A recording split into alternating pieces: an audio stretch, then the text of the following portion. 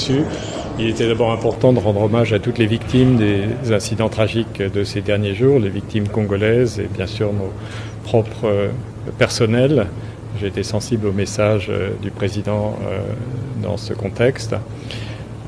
Nous sommes aussi convenus qu'il était important de serrer les coudes, de travailler ensemble, de regarder ce qui s'était passé, d'en tirer les leçons. Chacun a des efforts à faire, ça a été dit de part et d'autre d'une manière claire. La MONUSCO souhaite créer les conditions du retour de l'autorité de l'État pour qu'elle puisse elle-même partir. C'est le sens du plan de transition qui a été discuté avec le gouvernement et nous souhaitons que ce plan soit mis en œuvre avec les efforts nécessaires, encore une fois, de part et d'autre, dans les domaines civils, dans les domaines de la sécurité.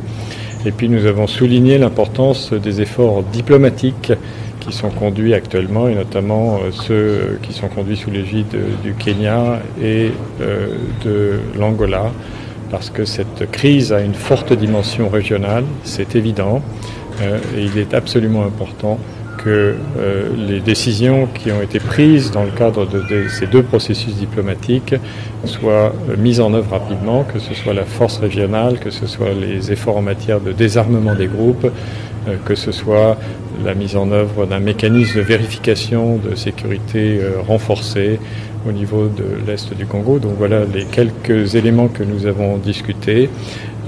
Et il est important aussi que nous communiquions de manière unie avec les responsables politiques, avec les autorités, sans cacher nos faiblesses de part et d'autre, mais aussi en mettant l'accent sur nos efforts communs et nos réussites communes, parce qu'elles existent aussi, elles sont trop souvent occultées. Merci beaucoup.